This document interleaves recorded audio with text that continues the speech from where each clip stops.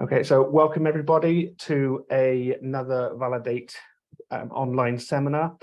Our first speaker today is Professor Rajko Reljic, who is a professor of immunology at St. George's University, and more importantly, a member of Validate's Network Management Board and a Validate investigator.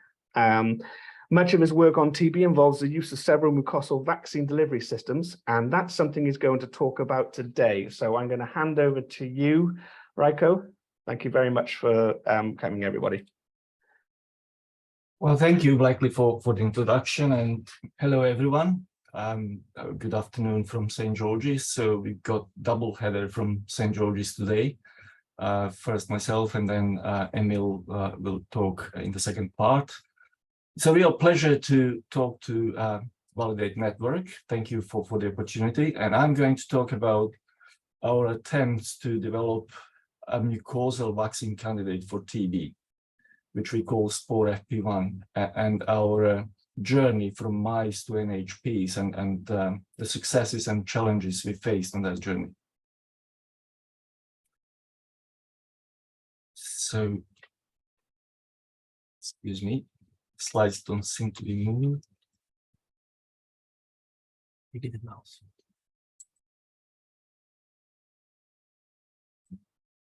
Okay, finally, apologies. So I'm not going to talk about TB as a disease much to this audience, but I only have one summary slide to highlight some of the challenges and some of the needs when it comes to TB. So we got a huge problem. 1/4 of the world population is already exposed to TB. This is LTBI. Lots of people die every year. Treatments are quite complicated, toxic, expensive. So we need better drugs, better regimens. And of course, there is the problem of MDR-TB, which is on the rise, and a treatment that is even more complicated and even more expensive. There is this dreadful association with HIV, which complicates both vaccine and treatment attempts.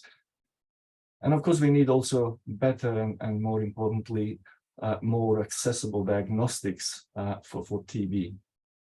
But above all, we need a better BCG vaccine. I don't, again, need to tell this audience that the current vaccine BCG, while useful in some ways, is far from a very reliable vaccine. So we need a new vaccine, whether to replace BCG or to boost it, or in some other way to supplement it. And our specific interest is in mucosal vaccine delivery, because obviously TB is a respiratory disease, and there's a good reason to believe that inducing appropriate immunity at the site of infection might be the most effective way of protecting against infection. So there are quite a few potential advantages of mucosal delivery, including ease of admission, and that can be done either by respiratory or oral route. Mucosal vaccination can induce both mucosal and systemic immune responses. It doesn't require needles, which eliminates the potential risks of pathogen cross-contamination in settings where needles might be reused, such as transferring other pathogens. However, priming immune responses by mucosal route is notoriously difficult. This is because of the tolerance mechanisms which operate at mucosal sites. And so we believe that mucosal vaccination might be best suited for boosting rather than priming an immune response. When it comes to mucosal vaccines, it is particularly difficult for protein-based vaccines to overcome the mucosal tolerance, and that is a unique challenge to protein-based vaccines more so than other types of vaccines. Of course, the adjuvants remain a big problem in general, but specifically mucosally, because many adjuvants that might work well systemically don't necessarily work well mucosally. And so we need to find better ways to deliver protein-based vaccines mucosally using suitable delivery systems and adjuvants. And we have particular interest in Bacillus subtilis spores as a delivery system / adjuvant for TB vaccination. So Bacillus subtilis is a harmless commensal organism which sporulates, and those spores have a wonderful property to adsorb proteins on their surface, even when killed by heat. So therefore, they can serve as a delivery system. And they also have inherent adjuvantic properties. So about those, so we, for example, know that spores can induce activation of human dendritic cells in terms of these activation markers, also presentation molecules. And also importantly, they can induce seemingly homeostatic expansion of T cells in human tonsil tissues. So I'm just trying to move this. So as you can see here, treatment with spores of these tonsil cell cultures induces expansion of CD4 positive cells, irrespective of antigen specificity, and they secrete interferon gamma, so in a homeostatic fashion. So what's our vaccine formulation? Spore-FP1, as we call it, is essentially Bacillus subtilis spores mixed with the antigen. Antigen is adsorbed on the surface of these spores, and that then serves as a delivery system to immunize hosts. And our antigen, or rather choice of antigens, is shown here. It is a fusion protein containing 3 antigens of MTB, ACR, also known as HSP16 antigen, latency associated, antigen 85B, which is conditionally a protective antigen from many studies, we know that, and a portion of HBHA antigen, which is responsible for MTB translocation across alveolar epithelium. So here, we are using that property of HBHA to hopefully translocate our vaccine across the alveolar cell wall to submucosa. So, as I said, we're interested in mucosal delivery. In mice, that would be intranasal delivery. And we do know that these spores can, on one hand, be internalized by antigen-presenting cells. As you can see, this fluorescent spore is inside this antigen-presenting cell. And more importantly, after inoculation intranasally, the spores can be found in alveoli at these different time points, and as late as 48 hours, you can see here the presence of these fluorescent spores in the alveoli. So we did, of course, mouse studies first, and I'm not going to talk very much about it. That's all published work, but I just want to highlight that this vaccine candidate performed very well in mice as a boost to BCG. So essentially, animals were immunized systemically by BCG and then boosted twice intranasally with Spore-FP1. And so the most remarkable immunologic feature of this immunization schedule was presence of tissue lung resident memory cells, both CD4 and CD8, following boosting with Spore-FP1. As you can see here, BCG alone doesn't induce too many of these cells. These are different controls, antigen alone and so on, but full vaccine formulation increased markedly percentage of resident tissue memory cells. And this vaccine candidate was protective in mice, so this is aerosol challenge model. As you can see here, control mice had lots of infection in their lungs. BCG reduced that by about 10-fold, as we usually see in mice, and boosting then conferred further reduction by about 10-fold or so in the lungs. In the spleen, probably not as much, but the counts in the spleen tend to be quite low with BCG anyway. So we then moved on to the next animal model, which is guinea pigs. And we did two studies. In the first, we tested our candidate just as a standalone vaccine candidate in direct comparison with BCG. And this study was performed as part of the TBVAC 2020 consortium sponsored by TBVI, and was performed at Public Health England, which is now UK security agency. As you can see here, BCG reduced bacterial load in the lungs of guinea pigs by about 50-fold or so. Our candidate wasn't as good, but there was still about 10-fold reduction of the bacterial load, which is quite promising considering that in this particular animal model, it's hard to see pretty much anything else working other than BCG. And this was true also for the spleen. This also corroborated with improved pathology in the lungs. So these are histology sections, but the summary is shown here. As you can see, BCG reduces pathology quite a lot, but Spore-FP1 also reduced significantly pathology both in the lungs and in the spleen. And then next we tested this as a boost to BCG. So the immunization schedule is shown up here.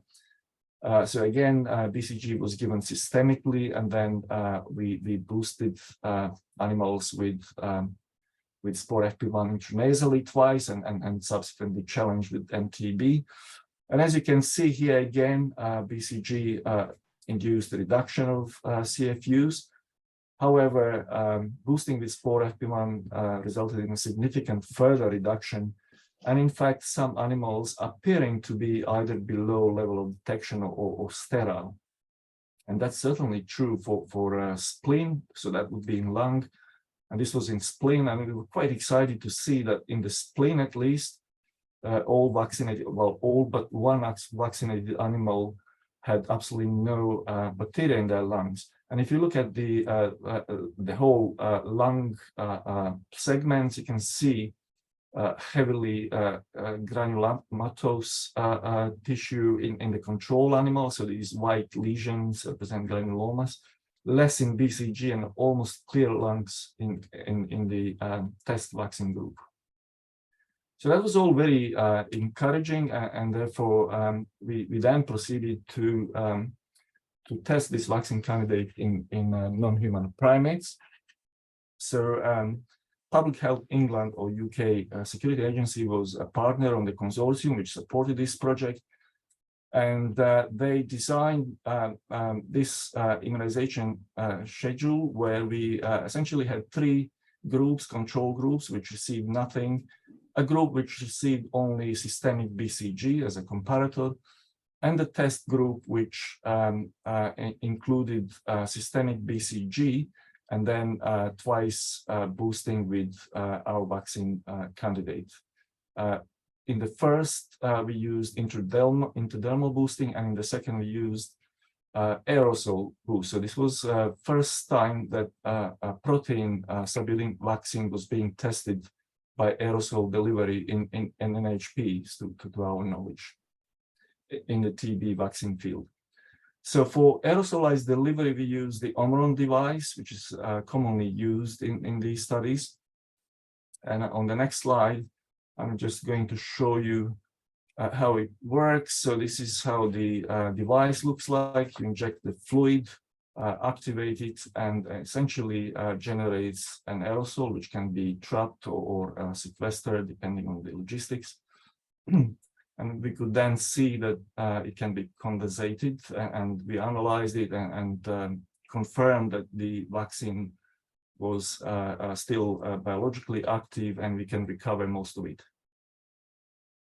So there were lots of readouts and outcomes from this NHP study. I should say these were macaque monkeys.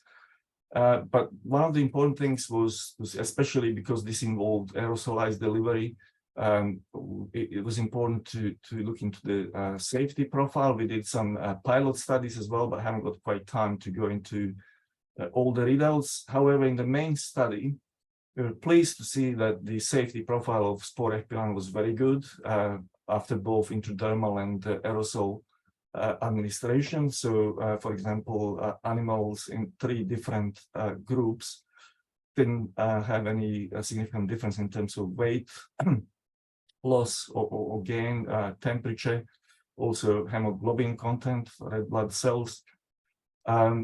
After infection with MTB, there were some variations in terms of red blood cell sedimentation rates, but again, that was undistinguishable between the 3 vaccine groups. So there was nothing unusual that our vaccine candidate was doing that was not seen in control animals as well.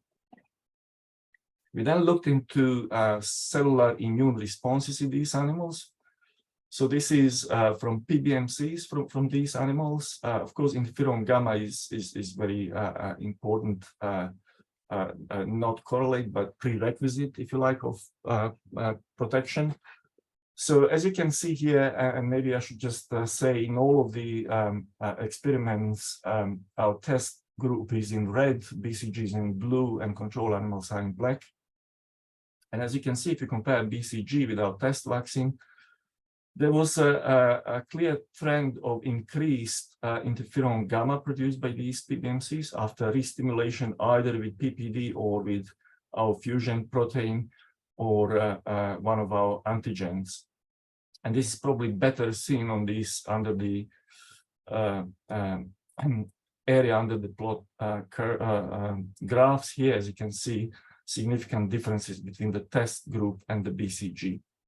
After the challenge with MTB, this peculiarly reversed, and I might comment on the next slide as well, so that the control animals appear to respond stronger with our antigens and PPD as well. So we also looked into presence of central memory and effective memory cells and cytokines they produce in these PBMCs. And again, as you can see, without going into any great detail, the red bars tend to always be higher than the blue bars. So vaccine seem to be inducing more of these cells than BCG itself. These are the cytokines that we were interested in. So these are Th1 cytokines, which are implicating protection against TB.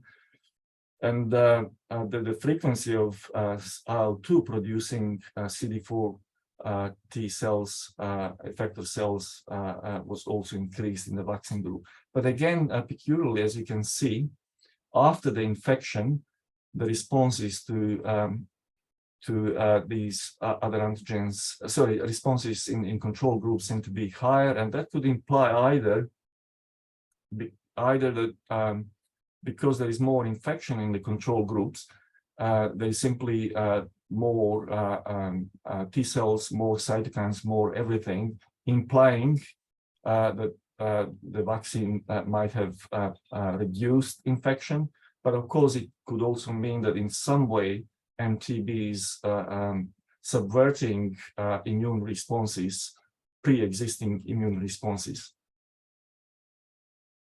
So we did a more detailed analysis of the T cell profile. So these are the individual cytokines that we looked at, which I've already mentioned, in both CD4 and CD8 T cell compartment.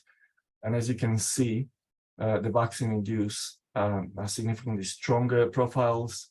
And these are summed up frequencies of different types of T cells, including effector, central memory, and so on.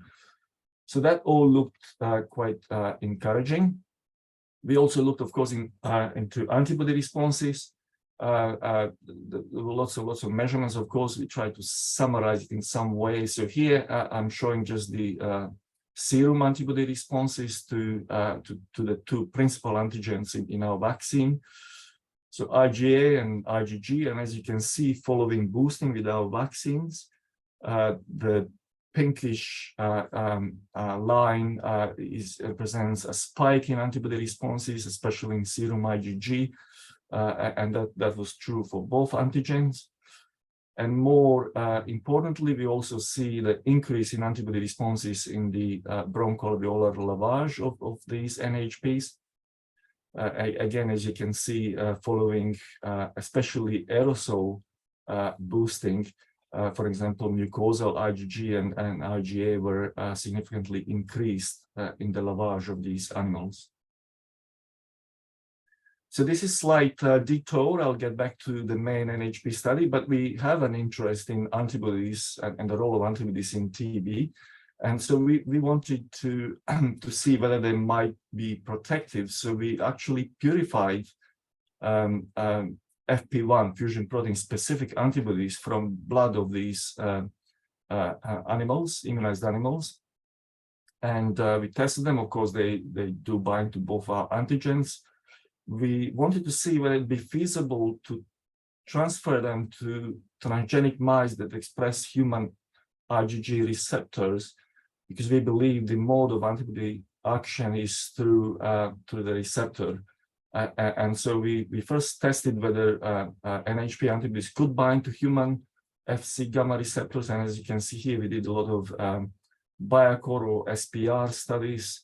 And what we found was there was a reduction in binding in terms of affinity constant from 10 to the 8 to 10 to the 7, but we were satisfied that this represented still a significant binding. And so therefore we went ahead with our passive transfer studies. And so we used these human Fc gamma high affinity receptor transgenic mice. And so we treated these mice with these NHP antibodies. Sorry, this is no treatment.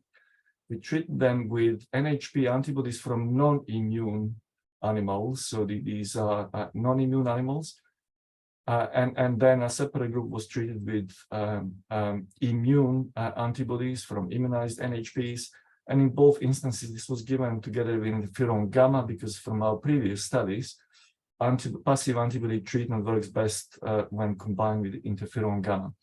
And as you can see here, the naive IgG antibodies seem to induce some protection in this animal model, but that was then further improved with antigen-specific antibodies, again suggesting that there may be some protective potential in antibody-induced responses. So back to the NHP study. Of course, the most important readouts for our study were lung pathology and lung bacterial burden. And so this graph here on the left shows the pathology scores, overall pathology scores.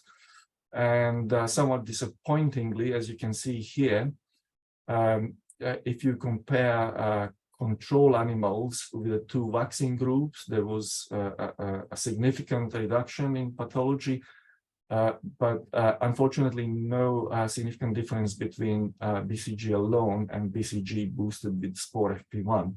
And this is then in addition shown also for lungs or for disseminated scores, as well as lymph node scores. So in neither of these, there was no an obvious benefit of the vaccination. And these were then quantified, so the granulomas in the lungs were then quantified and presented in these two graphs. So individual grades of granulomas, as you may know, the granulomas in TB can grade it from type 1 to 6, depending on the size and shape and so on. So there were some individual differences between the vaccine groups, but the important readout is here. As you can see, the overall some granuloma count was rather similar between BCG and the test vaccine group, in both instances lower than the control. And finally, in representative tissues, we also look for the bacterial burden in the immunized animals. And so I'm showing here the pulmonary burden and extrapulmonary burden. And somewhat intriguingly, in the pulmonary sections, it seemed that only the test vaccine induced significant reduction of the bacterial burden compared to the control animals. BCG, interestingly, didn't, even though there is an obvious reduction in CFUs, and that may just be due to not enough animals in the study.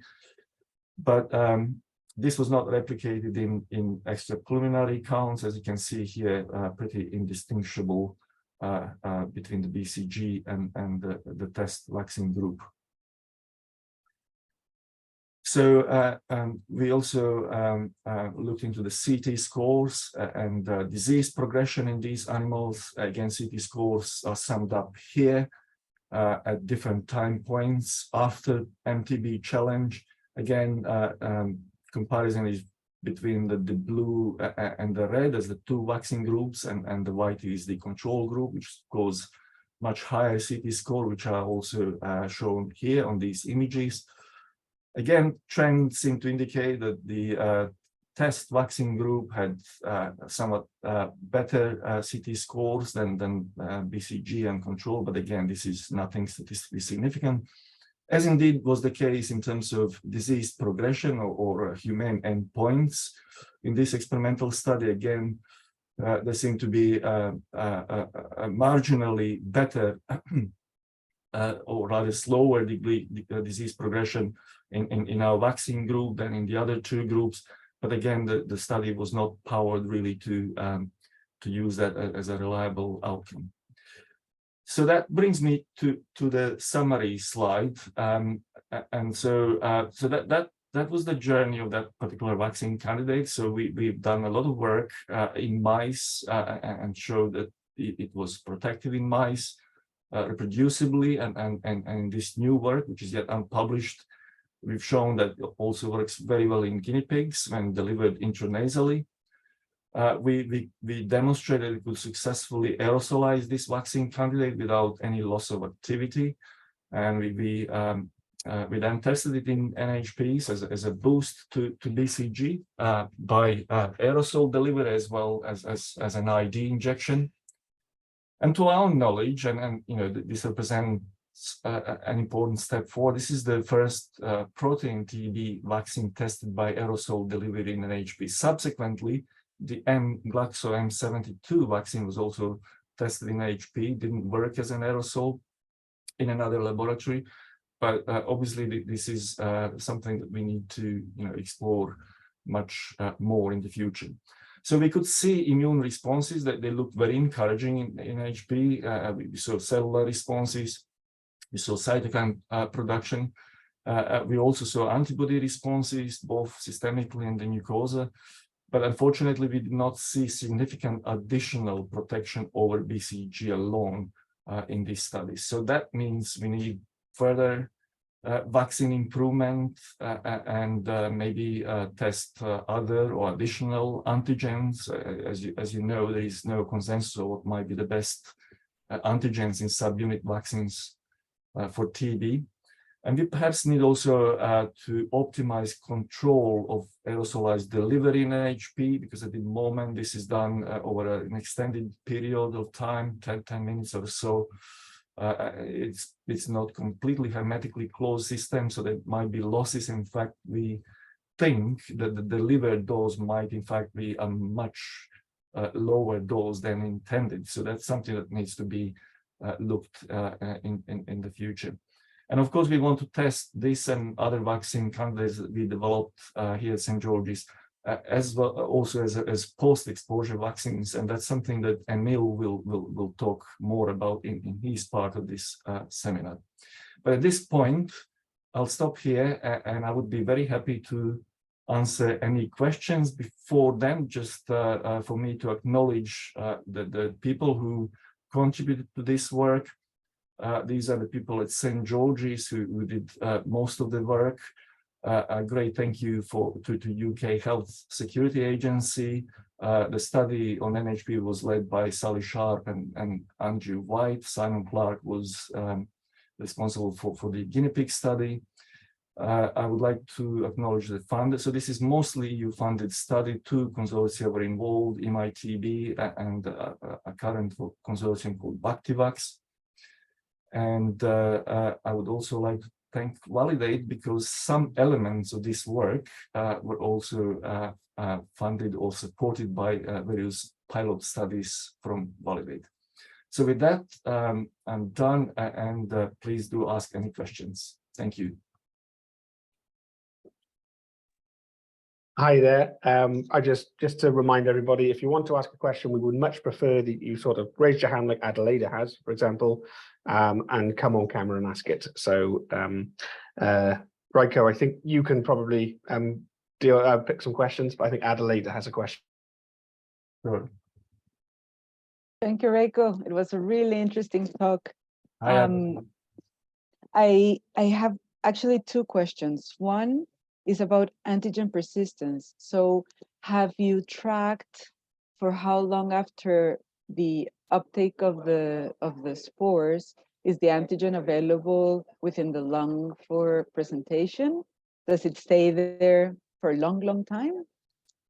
Yes. Unfortunately, we didn't do long-term kinetics of vaccine persistence in the alveolar or in the lungs. What we do know that we can detect it certainly 3-4 days after inoculation in mice. We can recover even the antigen and confirm it by ELISA. But beyond that point, we did not. And well, the assumption would be that, you know, if the vaccine remains for a few days at least, there would probably be an opportunity to be taken up by APCs if it's accessible indeed to APCs. But we haven't done longitudinal studies to recover the vaccine from the lungs. So sorry, just to follow up there, when the spore is phagocytized, is it also degraded?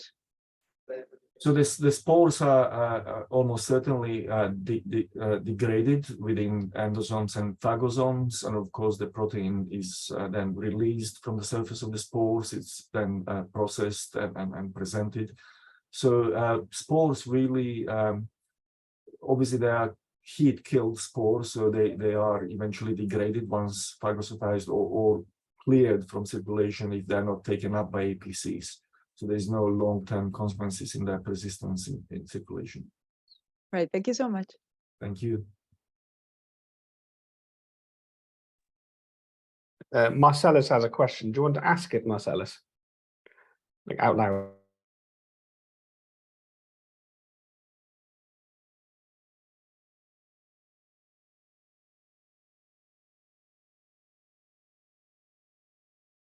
Any other questions? I think there is something chat likely, so maybe I'll have Yes. Do you want, yeah, this is from Marcellus. He asks, may I ask, did you get any antibody responses to the mice? Do you have any hypothesis why did it work in mice but not in NHP? Is it related to the dose? Yeah, good question, Marcel. So yes, I mean, of course, we looked into antibody responses in mice and NHPs, and I have not shown it during presentation, but yes, we do have strong responses to both antigens. We also see antibody responses in NHPs. Why did it work? Why did the vaccine work in mice and not humans? It's $1 million question, so £1 million if you prefer. You know, we see it unfortunately very often that we cannot necessarily, you know, replicate outcomes from small animals to, for example, NHPs or even to humans, and this goes to show that the animal models are either not fully representative of TB disease, or we are missing something, or you know, are misled by something that we are seeing in those animals. So that is part of the difficulty, that you know we cannot extrapolate necessarily you know, vaccine performance from the mouse to NHP or to human.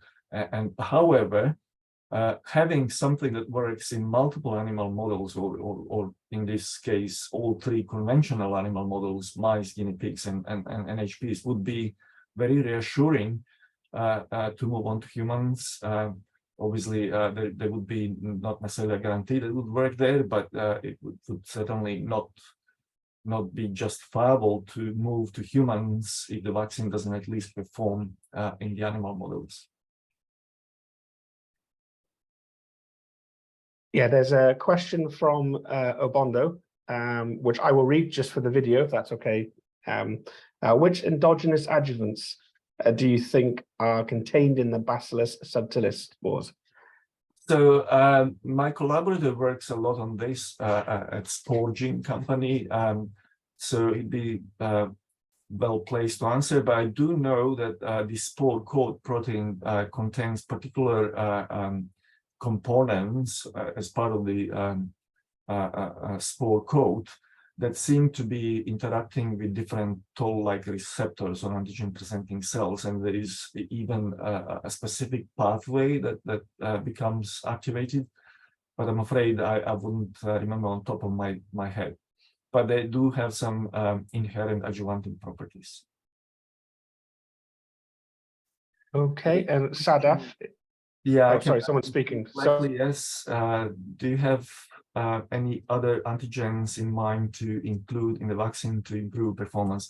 Yeah, I mean, that would be great. If you or anyone has a particularly strong opinion about any antigens, please do suggest them to us. I mean, obviously, we work with quite a few antigens, not just these, but they all show conditional protection in different animal models. Nobody has an antigen that we can focus on as an absolutely best TB antigen around. But yeah, I mean, I guess it's just a case of testing different antigen combinations to see what works best. Okay, so Blackley, if that's okay, I don't see any further questions in the chat box. I'm aware also of the timing. So would it be a good time to pass on to Emil now? Yes. If you would like to introduce him, that would be great. Yeah, sure. So Emil Vergara is a PhD student here at St. George's. He's a third-year PhD student and is funded by one of the Maria Sklodowska actions from the EU. And his interest is mostly in post-exposure vaccination. So he is interested in Spore-FP1, but also other vaccine candidates. And he wants to see whether these vaccine candidates might boost pre-existing mycobacterial immunity using some in vitro assays and mice. And so he will tell us about that.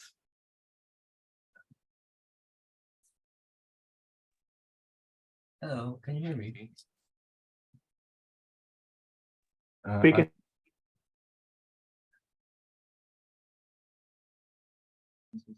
Hello, can you hear me?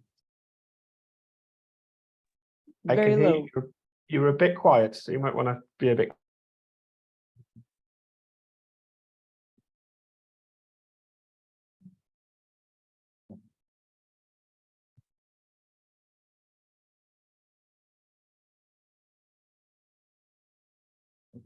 Okay, so hello, good afternoon. So today I'll just be talking about our efforts to see whether two of the vaccine candidates we have here, Spore-FP1 and Nano-FP1, could or have potential as post-exposure vaccines against TB.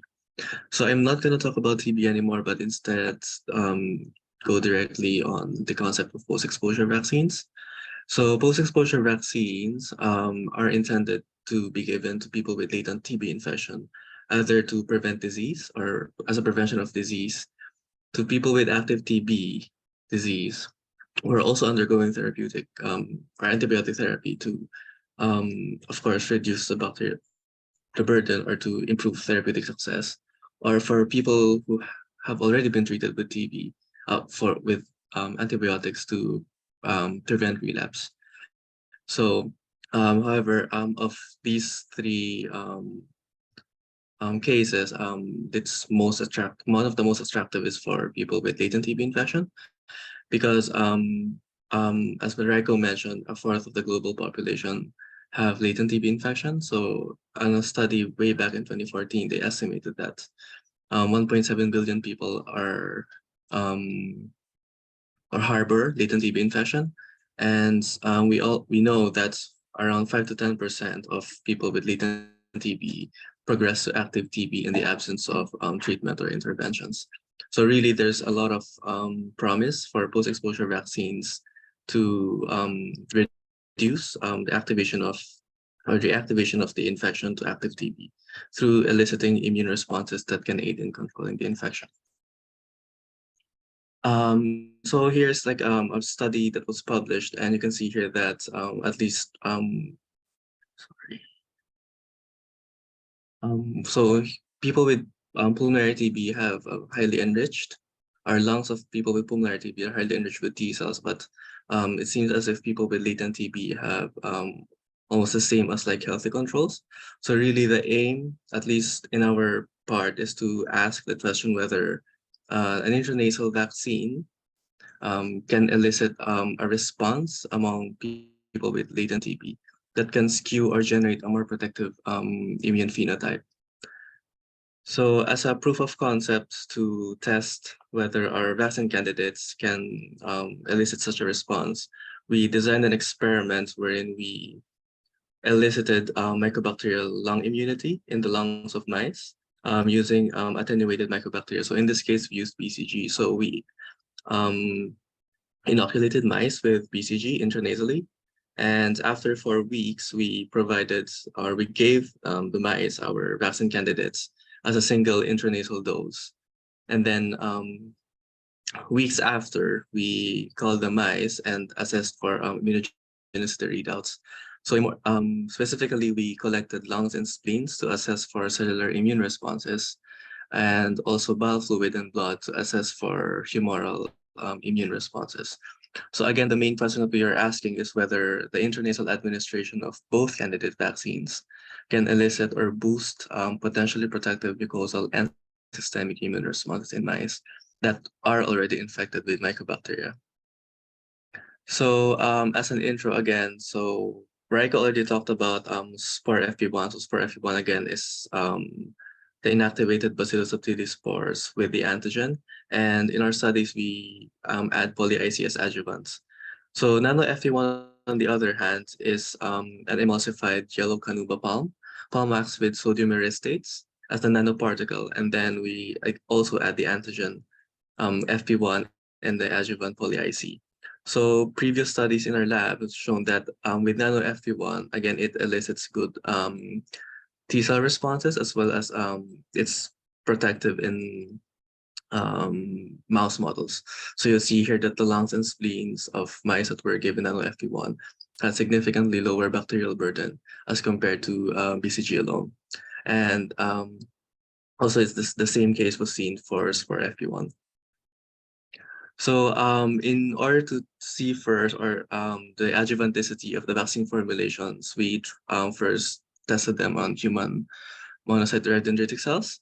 So just to show that adding poly-IC into the formulation would have like an adjuvantic effect. So the way we did this is we isolated CD14 monocytes from human PBMCs and generated immature monocyte dendritic cells from them. We then added either LPS, interferon gamma, and poly-IC as positive controls, or YC-NAMA and spores with or without poly-IC. And we assessed for an increase in cell surface molecules such as MHC1 and 2, as well as CD8 T and CD8 T6. So you see here that, of course, positive controls, LPS, interferon gamma, and poly-IC, which is like the adjuvant that we use in these formulations, did elicit a higher cell surface expression of all of the 4 molecules that we're measuring. But inside the red box, you see that the addition of poly-IC to both YC-NAMA or the Nano-FP1 formulation and to the Spore-FP1 formulation did improve upon the cell surface expression of many of the cell surface molecules that we tested. So as for the mouse study, again we harvested lungs of from these mice at day 42 and tried to look into cellular immune responses. So first, you can see here that mice that's just in this panel, that mice that were given or inoculated with BCG intranasally had a really strong T cell effector responses in the lungs. So like the red color corresponds to effector CD4 T cells. And you see that there's a really strong enrichment of effector T cells in the lungs of mice that are given BCG. So the same goes with tissue-resident memory CD4 T cells and CD8 tissue-resident memory T cells. So upon first glance, you can see that there seems to be no difference between the Spore-FP1 immunized mice and Nano-FP1 immunized mice.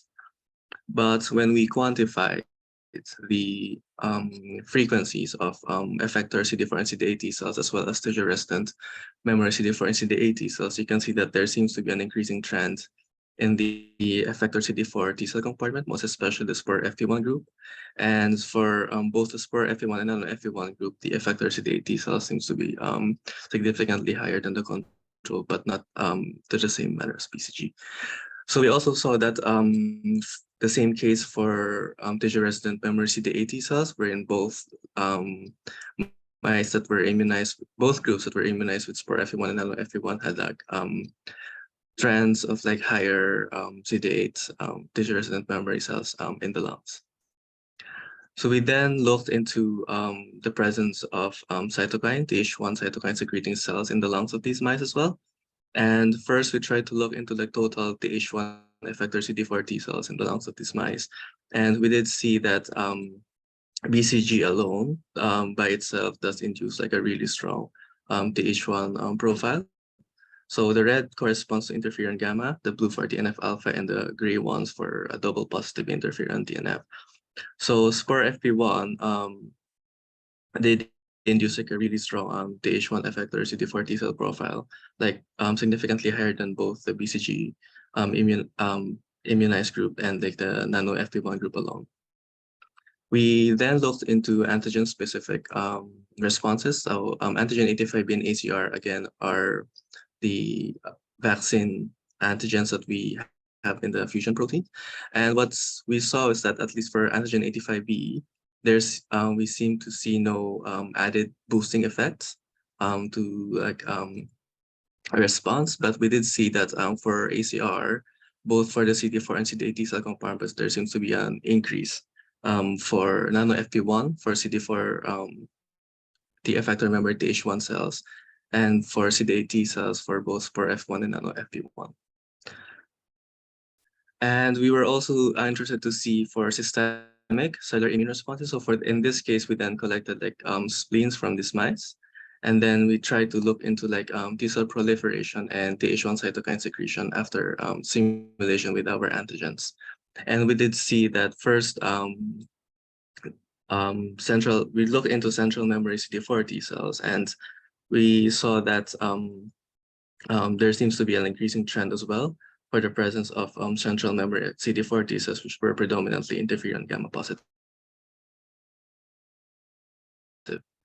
We also looked into antigen-specific effector memory CD4 T cells and antigen-specific memory CD8 T cells. So for the antigen-specific effector memory CD4 T cells, we did see like more proliferating cells in the antigen 85B simulated and FP1 specific effector memory CD4 T cells.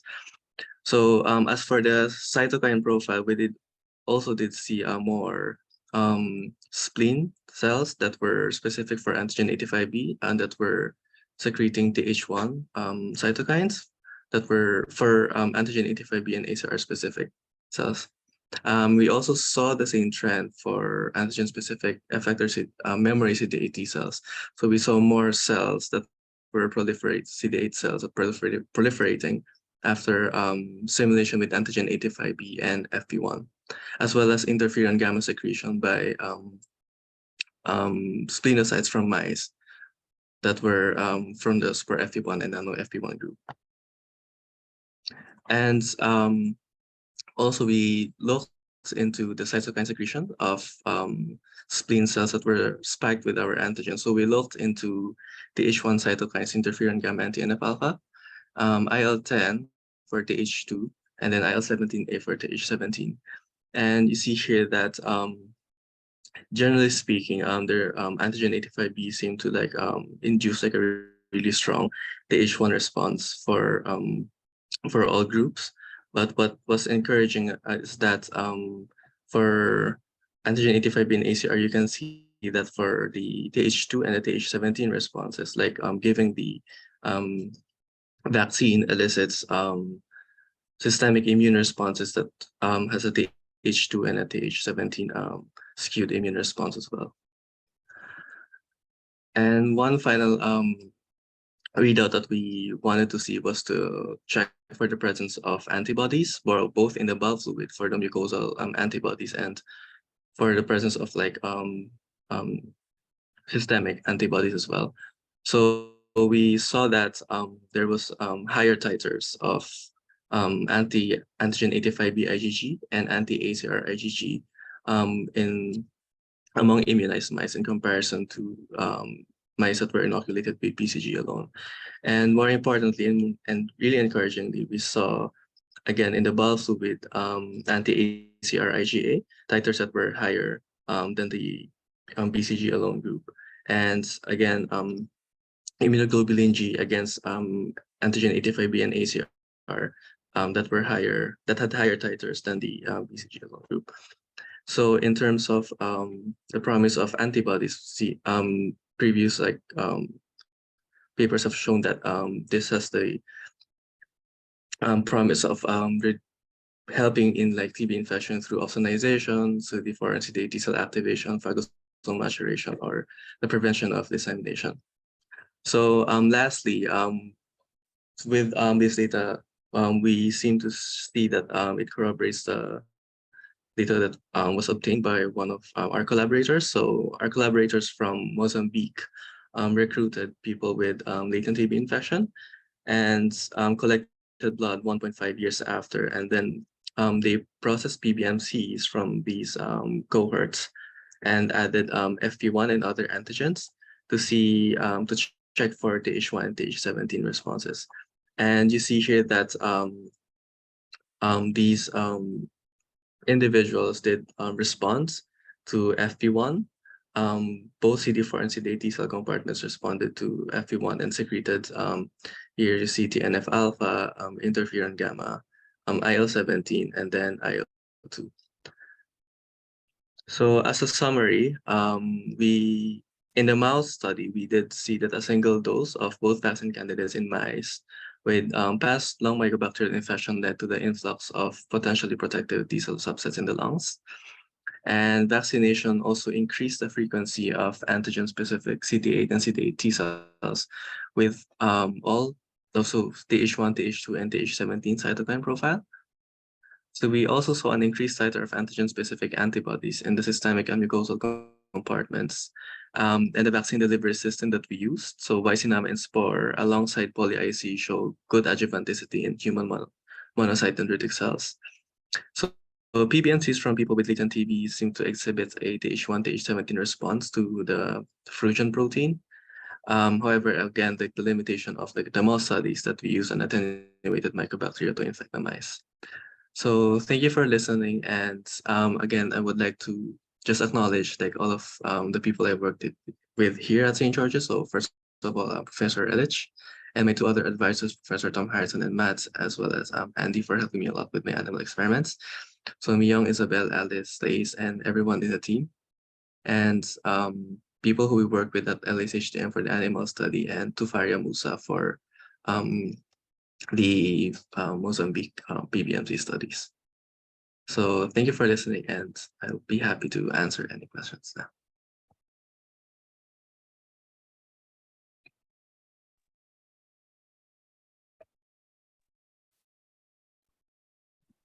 Do you want to stop sharing, Emil, so we can see everyone's face? Okay.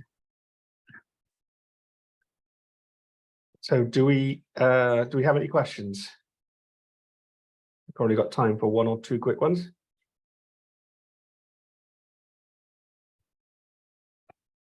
Okay, give it a few more seconds.